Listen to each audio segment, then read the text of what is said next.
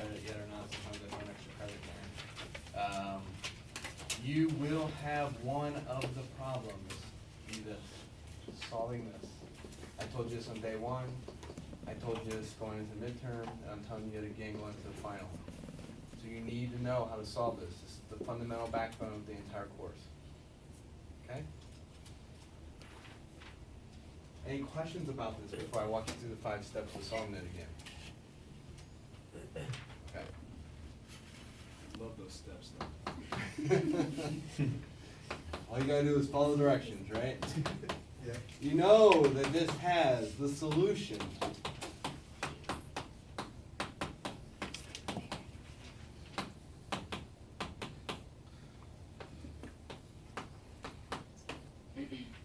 Given there, where we went through, and I'll walk you through again the 5 steps to calculate a matrix exponential, initial conditions, and if you have a b vector, you have to do some integration, okay?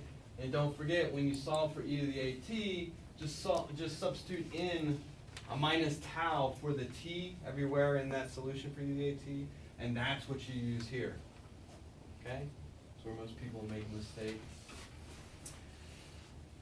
So let's go over the situation you will be looking at if A has distinct eigenvalues. Step 1, calculate what those are, along with their associated eigenvectors. Okay? So everybody remember how to do that? Yep. Okay, a minus lambda I. And you go back and solve for ax equals lambda x with the lambdas that you just solved for. Step 2, form the P matrix from those eigenvectors.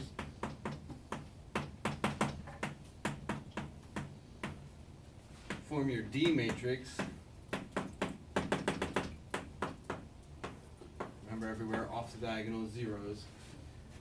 And you're going to have to solve, invert this. If it's a 2 by 2, it's real simple. If it's a 3 by 3, remember you append the identity matrix and make the first 3 look like an identity matrix using row and column, mostly row operations for matrices. 2 by 2, if there's a shortcut where you swap the diagonals and take the negatives of the off diagonals, divide by the determinant. And step 3, solve for e to the at is simply p e to the dt times p inverse. And remember that e to the dt will look like this.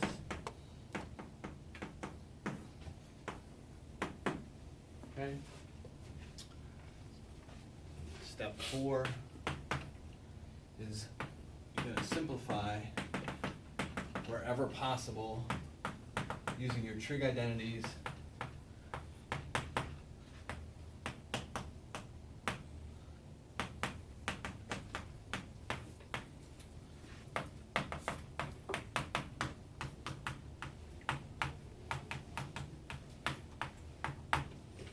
And finally, don't forget, if you do have a non-zero b vector, you're going to have to integrate. Okay? I won't give you anything too hard. Went over in the notes for review for midterm how to integrate by parts. We'll see what I come up with. But those are the 5 steps. Does anybody not understand any of those 5 fundamental steps? Okay.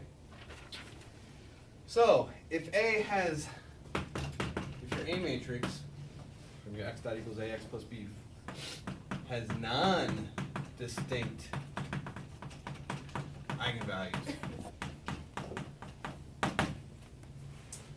use the same steps. Okay? But you'll have a canonical, or what we've been calling as a Jordan block form, which means what? It means your results will have terms with time in them.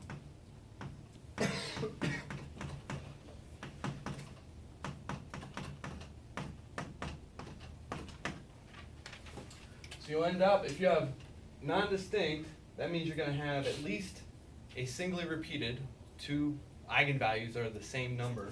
Could be higher order, third, fourth, etc.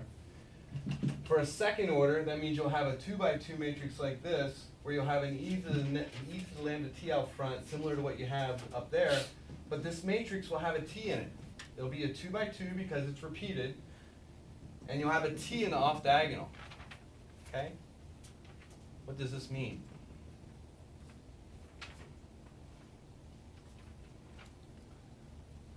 What does this affect? Could it affect? Stability, exactly. Somebody learned something pretty soon. Because things will start growing with time.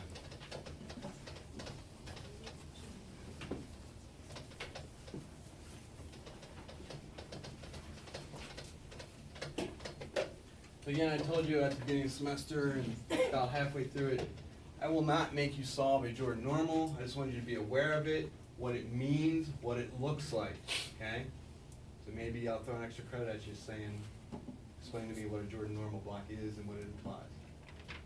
Okay? We went over several equations of motion, or fundamental physical equations. F equals ma.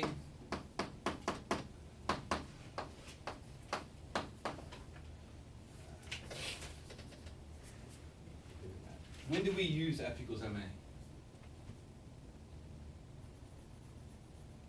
Do we use it much throughout the semester? Yeah, it's the last class. We only have it on a couple problems.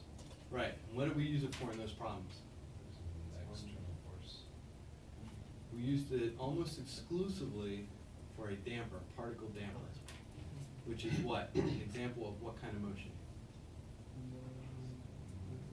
Well, true until you reach equilibrium, but linear motion. Yes, lot simple. Okay? And then we almost exclusively looked at our torque equation.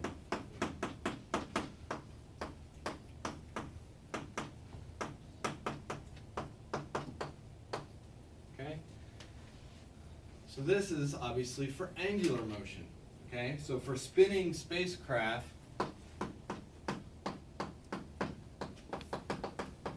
this is what we almost exclusively use. Sometimes we started with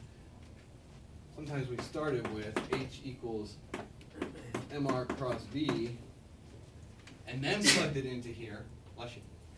Okay? So we derived this equation and the results, the Euler equations, from whatever H was. And a lot of times we use this from the particles up to a solid body to get H equals j omega. Okay? But this is what we almost exclusively used. And since the derivative has to be an inertial frame, you have to account for when you're not working in an inertial frame, i.e. the body of the spinning spacecraft. Okay? And finally, kinetic energy.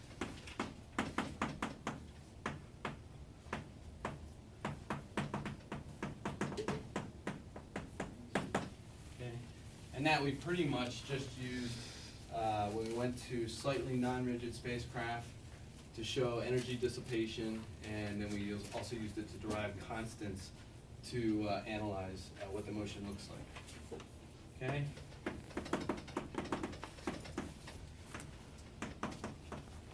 We looked at principal axes. Why do we use principal axes?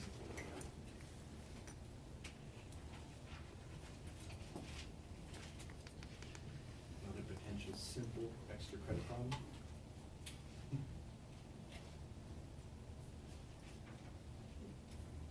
It diagonalizes the inertia matrix.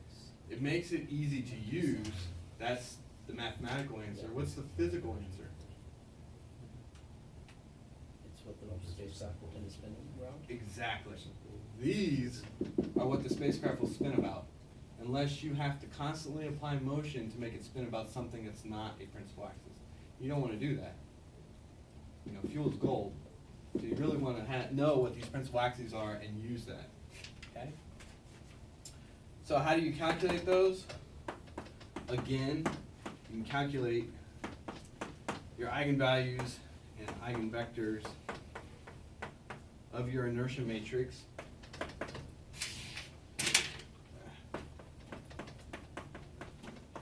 You construct your X matrix from those eigenvectors. So far, very similar to solving x dot equals ax plus b. And then you set Q equal to X transpose, and then solve JP equals Q times J times Q transpose. Okay. You could just substitute this into here appropriately. The only reason we do that is to get it in the form that we talked about, that you rotate a matrix. Okay? This is the definition we were given for how you rotate a matrix, as opposed to rotating a vector.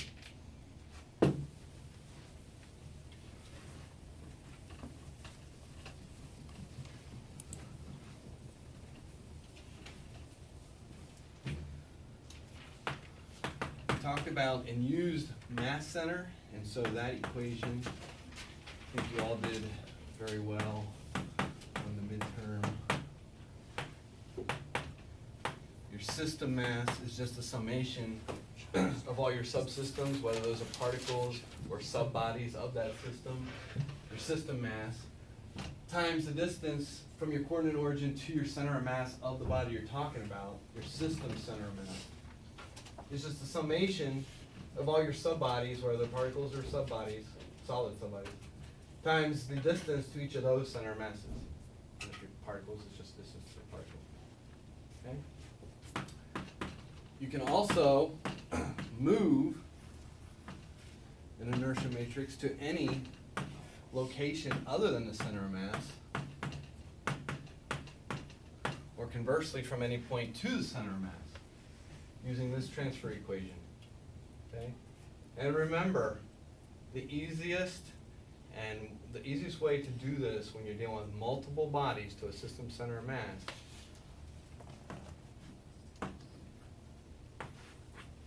is to apply it all at once. Okay? I'll just say that because I don't want to point you down the other road. You can do the other roads, but it gets much more complicated, and most people make more mistakes doing it the other way. So just do this.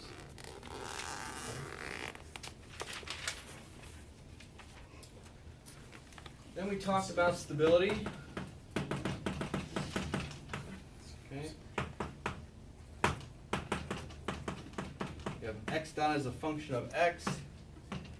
First, you want to know what your equilibrium point is, and by definition, that's where you have no movement. Okay.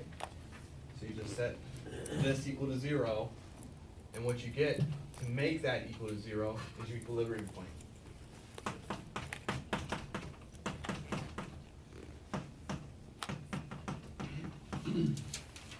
If you have a linear system, it'll look like x dot equals ax, and therefore we know the solution to that from what I wrote up there on the very first board tonight.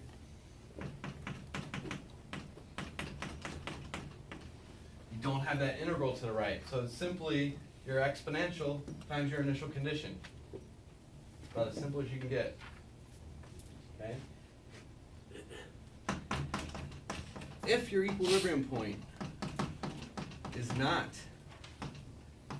at the origin, does everybody understand what I mean by the origin? Okay. It's not the origin of the coordinate system you're working in. It's an equilibrium point that's at 0, 0, 0, 0 according to the definition of your state vector. Okay? Not at equilibrium, but at some point A, you can move it by doing the substitution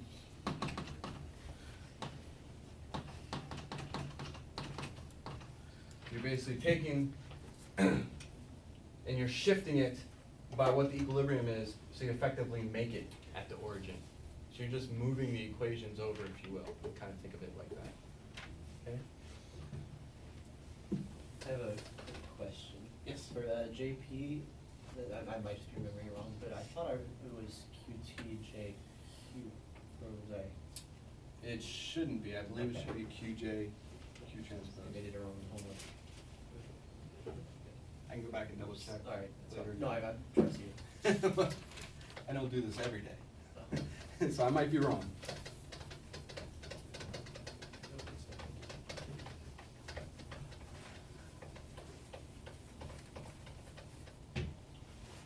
I'll triple check in a couple minutes. Fine. So, we showed that stability depends on your e to the at, your matrix exponential. And that is because e to the lambda t in that solution can be written in complex form, okay? Where lambda is just a plus bj, okay? And that can also be written in trig form,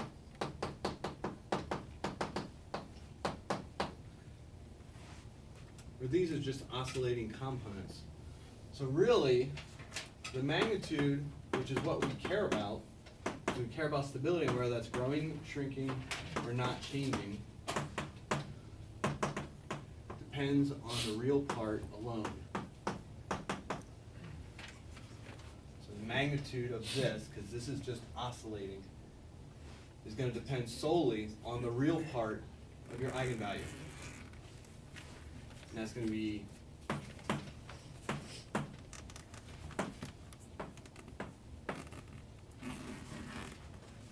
meeting these conditions. So if the real part is 0, the magnitude is going to stay at 1. If it's less than 1, the magnitude is going to be less than 1. I'm sorry, if it's less than 0 or negative, the magnitude is going to be less than 1. And if it's greater than 0 or positive, the magnitude is going to be greater than 1. So what does this tell us?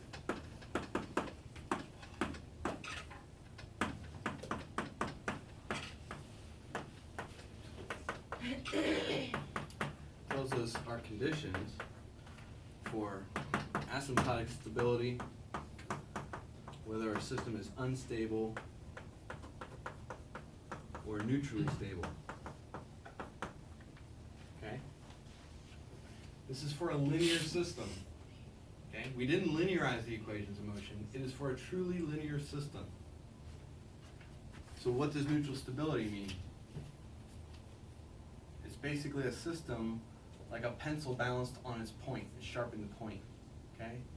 It's stable, but just barely so. Any disturbance will knock it off. And it's neutrally stable.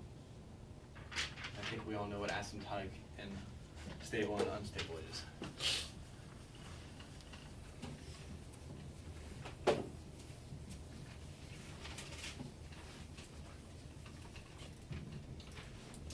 So if we then look at a nonlinear system, okay, where it's not equal to ax, we can expand that function using our favorite Taylor series expansion. Okay? Everybody, you haven't written it enough. Function evaluated at the equilibrium point that you're expanding about, plus the first derivative evaluated at that equilibrium point times your state vector, plus higher order terms. Okay? This is technically x minus your equilibrium point, but we always expand about the origin, so this just evolves down to your state vector. Okay? And remember, that first term is going to be 0 if you make sure that your equilibrium point is at the origin. So what's the term at the very far right? Is it a G or a J? Just a G. It's just to, G impl- next, it's just yeah. to imply higher order terms. Okay. Because we're linearizing, we're only going the first order.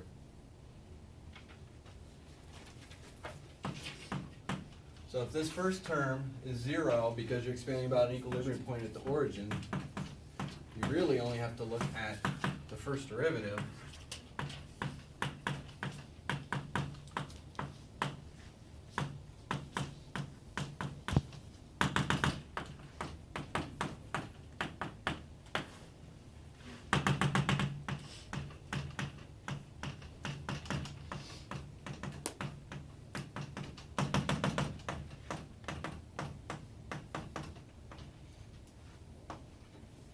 And so when you take those derivatives of each of those functions defined in your state equation, okay? And you take the derivative of those with respect to each independent variable, and you construct that matrix and evaluate it at your equilibrium point, okay? And your system is stable or unstable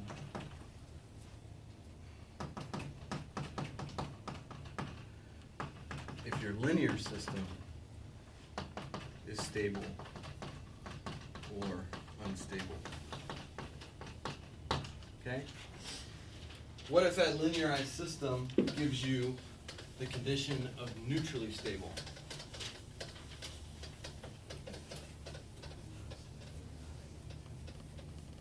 What does that tell you?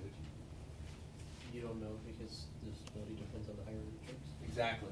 You don't know anything, you haven't gleaned any information from your linearized system except the fact that its stability is determined solely by your higher order terms. And when you arrive at that scenario, what are you going to be forced to use? Lyapunov function. Okay? And how do you know a Lyapunov function is a Lyapunov function?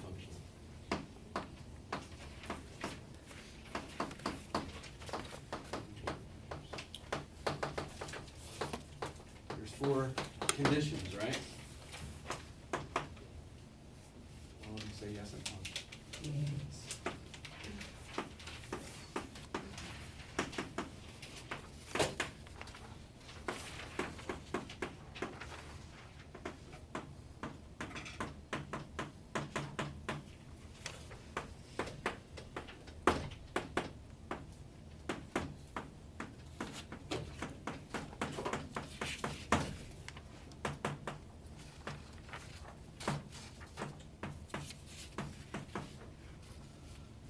Okay, so basically your function, the Lyapunov function that's your, I will not make you derive any Lyapunov function. If I give you a Lyapunov function problem, I just want you to tell me whether it is in fact a Lyapunov function by telling me if it meets these 4 conditions or not and what that implies, okay? So the function itself and its first derivatives have to be defined and constant. Basically, they have to be smooth. They can't be discrete jumps in them. You can't have discontinuity. Okay? Yeah, continuous, I guess I should say. Thank you. The function has to be equal to 0 at the equilibrium point. Okay? And the function has to be positive everywhere else other than the equilibrium point. So remember, it has to basically look like a bowl. If you're thinking about it physically, a bowl will have an equilibrium point at the bottom. Okay, that's what this Lyapunov function is effectively describing in 2D. Okay?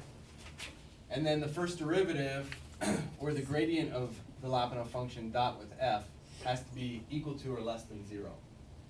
And if you go back through your notes, finding ones that are negative are actually pretty hard. Finding ones that are equal to 0 are somewhat easy. Okay? And what is true if a Lyapunov function exists for a given system?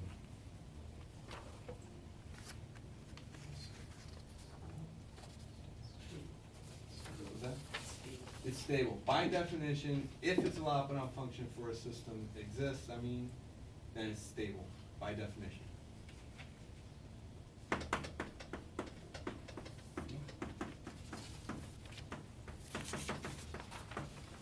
And when we first studied torque-free motion, we looked at new terms like roll-to-pitch ratio, just the ratio of your z moment of inertia to your transverse moment of inertia. And if you had a roll-to-pitch ratio less than 1, you're looking at a rod-shaped vehicle. Kind of have to visualize what this is in your head. Okay, your z moment of inertia. If it's less than a, it's going to give you a value less than 1, which basically means it's a rod. Conversely, if you're looking at a disc, if you're looking at a, basically a coin, so your z moment of inertia is going to be greater than a, or your transverse. You'll end up with a disc-shaped vehicle. We also looked at nutation frequency. Remember, this is your body nutation frequency. And we looked at what that motion looks like.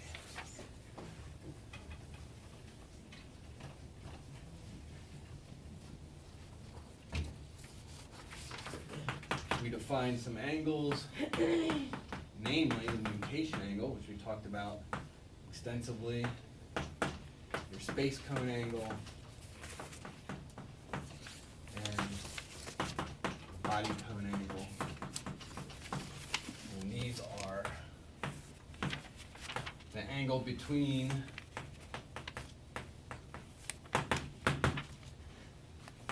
your angular momentum vector and your z body axis, your angular momentum vector and your spin rate, and your z axis and your rate vector. And so we showed in inertial space what those were.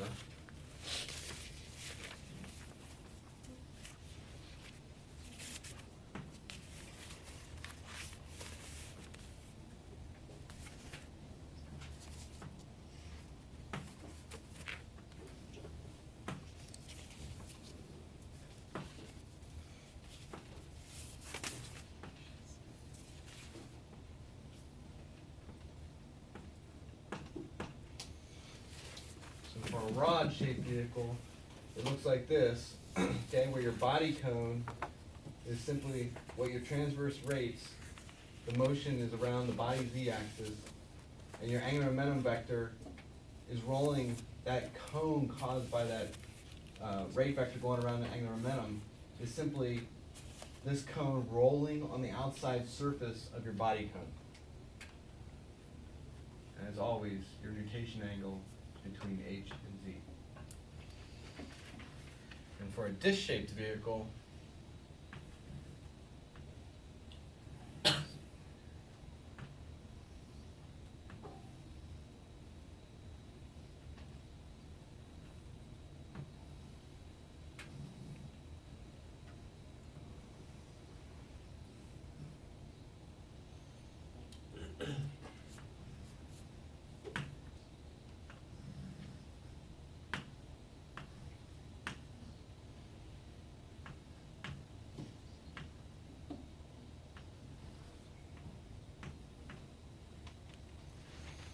okay, on a disc-shaped vehicle, you have a much wider body cone, okay, and your space cone now, fixed in space, you can think of this as the body cone rolling around this big cone on the outside surface of this space cone.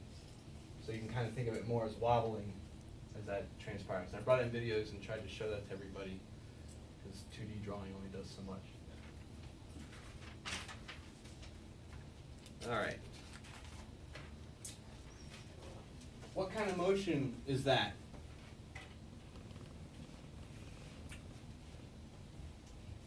Is that equilibrium motion?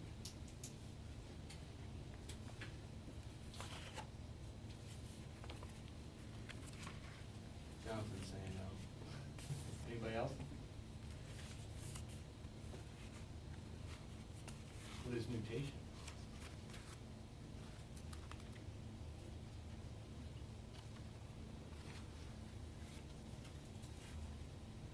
This is non-equilibrium motion. is a disturbance from equilibrium. Okay? Something happens. Remember, we're trying to get rid of nutation as we went the second half of the semester. Tried to realign your angular momentum vector either to get somewhere that you want the spacecraft to point, or to remove nutation. Nutation is not a desired condition. It's non-equilibrium. Okay?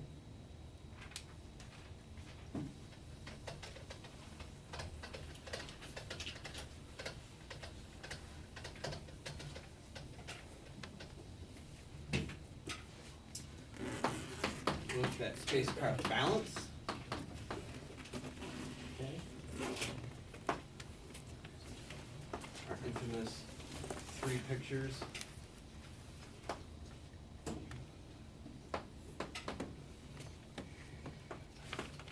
Our desired condition is a balanced spacecraft.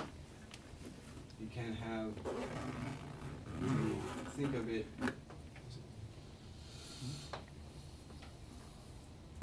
as taking your balanced spacecraft and adding weights off to one side. That will shift your center of mass and create what? What will the body always spin about? Its principal axis. Okay? So this is an off-balanced, a mass center offset, or an unbalanced spacecraft, where you're effectively shifting by adding weights in this scenario. You're shifting the CG over from where you want it to spin about, and now it's going to spin about its new principal axis. So if you have an antenna aligned to this spin axis, you're going to have error. Okay? You'll get motion like this.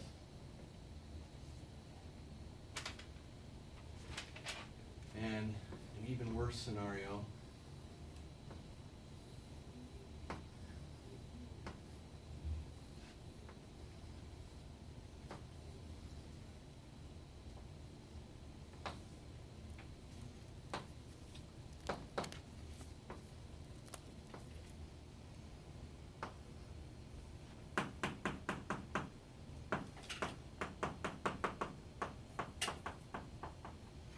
take that balanced spacecraft and now put masses on the diagonal to achieve an IXZ product of inertia imbalance.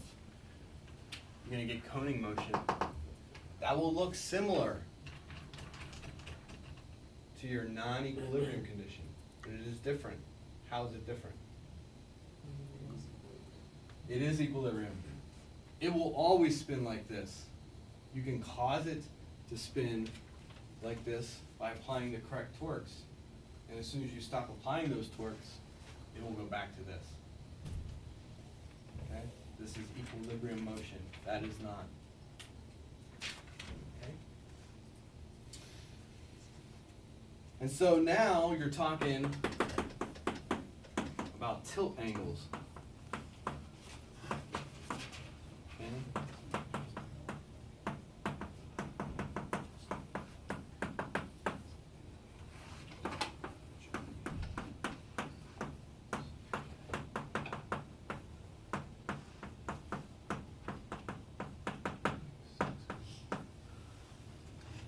So this motion causes tilt angles, not nutation. As I said, that's basically from the z-axis coning about its principal z-axis. As drawn here, your body's z-axis from your around your principal z-axis. Okay? And you can have nutation on top of this. This is still an equilibrium condition. If you have a disturbance from that, it causes nutation on top of that. It's quite complex. We went over how to use a laboratory spin balance. We derived the equations for balancing a spacecraft. Basically, if you're looking at two masses on two planes, you can add ballast, add a dummy weight on each of those planes at a certain azimuth and radial location to make your spacecraft balance. Okay? I'm not going to go over those equations here, but we did that. And we went over, a dual spin spacecraft sees the same exact motion. Remember, we're talking torque-free motion so far. Okay?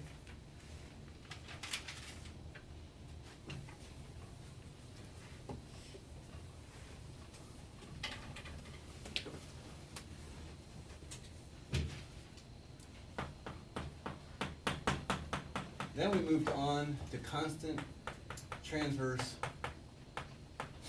torque. What can cause constant transverse torque?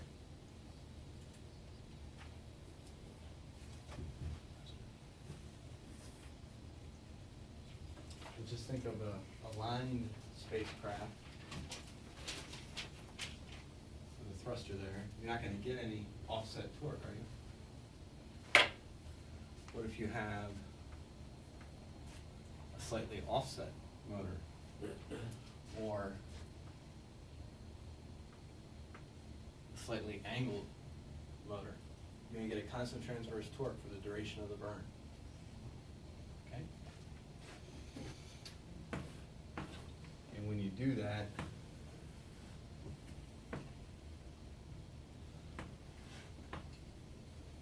you're going to get motion that looks like this.